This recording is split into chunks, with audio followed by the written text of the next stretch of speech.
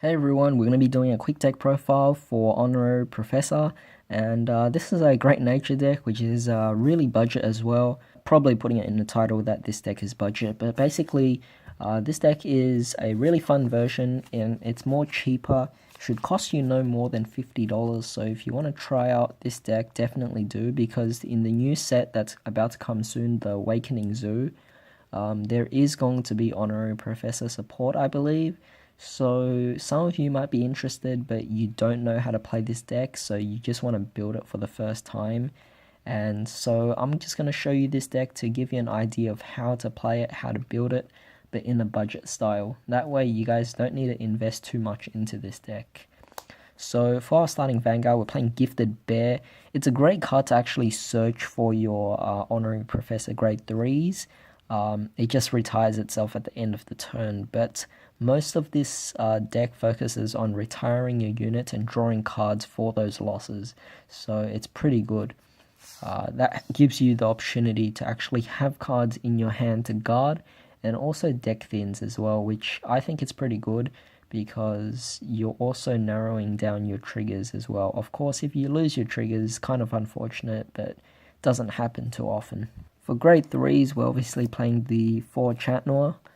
This is still our main one. It's meant to be Break Ride, and this deck actually does Break Stride, which is really awesome, where basically if you stride on top of this, you will get a Break Ride, but it has to be done in a really specific way. So just before that, I just have two different artworks that I want to show you, but to show off the other card, it is Honorary Professor Chat Sauvage. So I also did box openings for the Trinity Dragon extra booster or something, or character booster, and this was basically what I was trying to get. I was trying to get like a lot of the new support for Honorary Professor back then, and yep, you need 3 Chat Sauvage, and this card is the card that allows you to go into the break strides. So you ride on top of this as a break ride, but then you discard another card, another grade 3, so you can discard.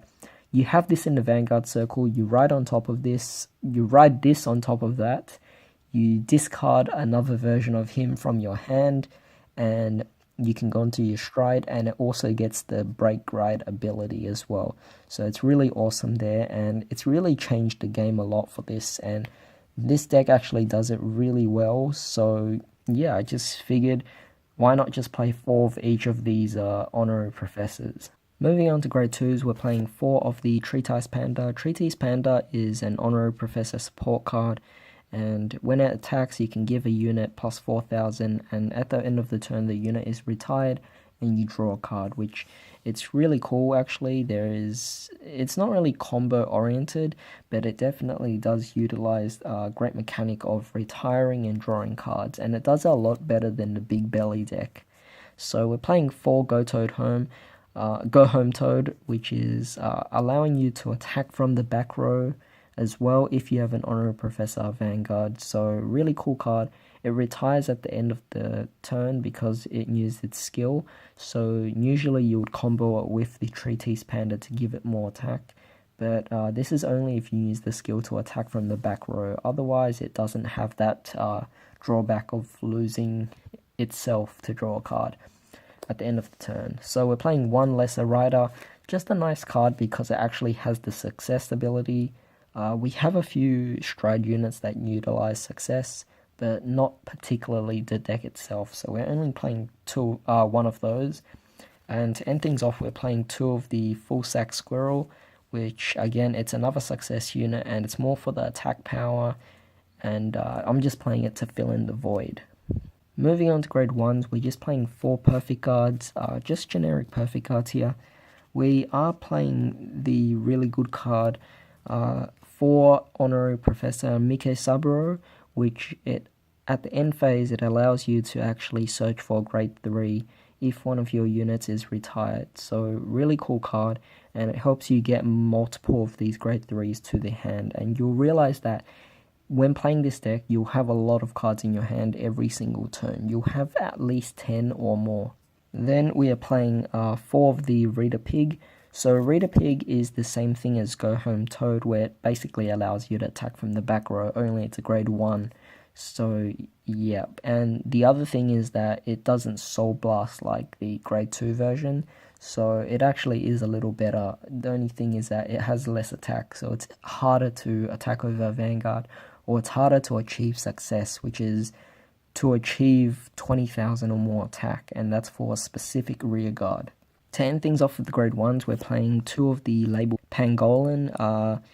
This card is just a really nice card to choose a card from your damage zone and turn it face up, so it's just a really nice card there.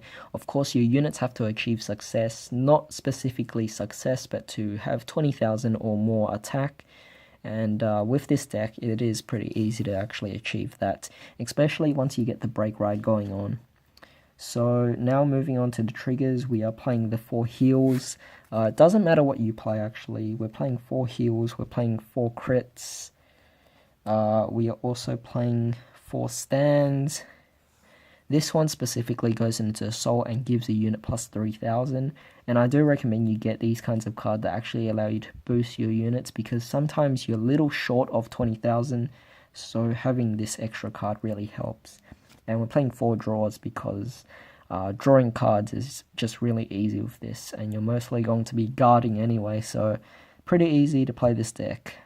Alright, so now let's move on to the Stride Zone. So we're playing one of the GB08, we'll come back to it later. We're playing one of the Herimthers. This card is just, I just put it there because it's a random thing. To be honest, you could play any good strides like Manamaga or the Big Belly Stride, but they're a lot more pricier than these cards, and we're playing the cheaper option here. This is a budget deck, so yep.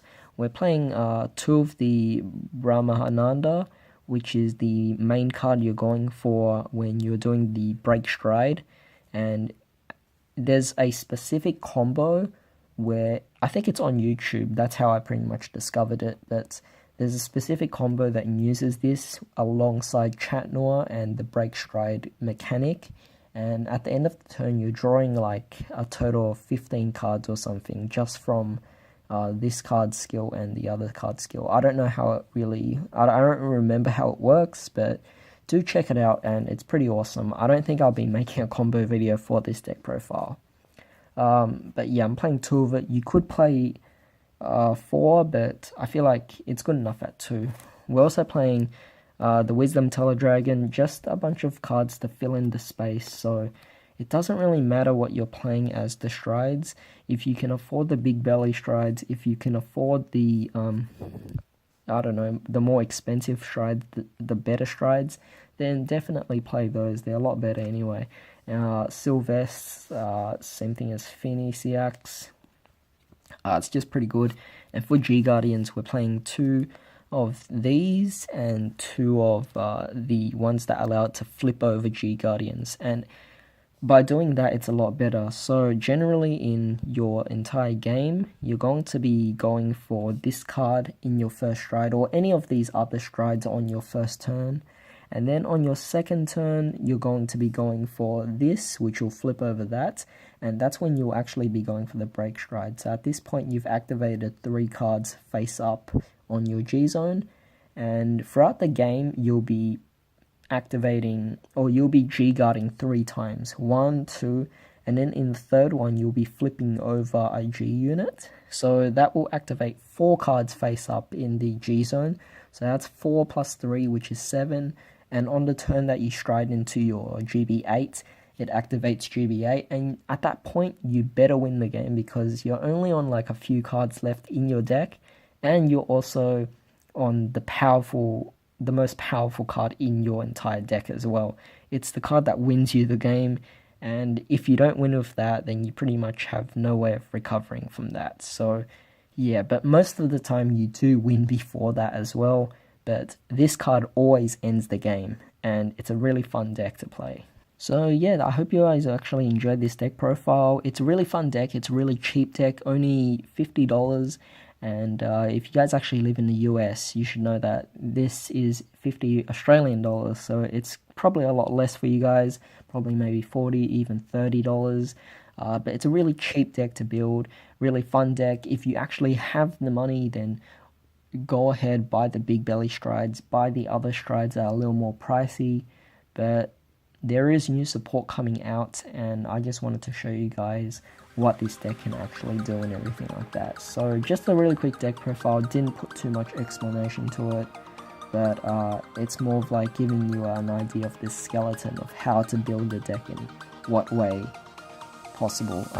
So yeah, hope you guys enjoyed this deck profile, hope you guys have a great day, I'll see you next time.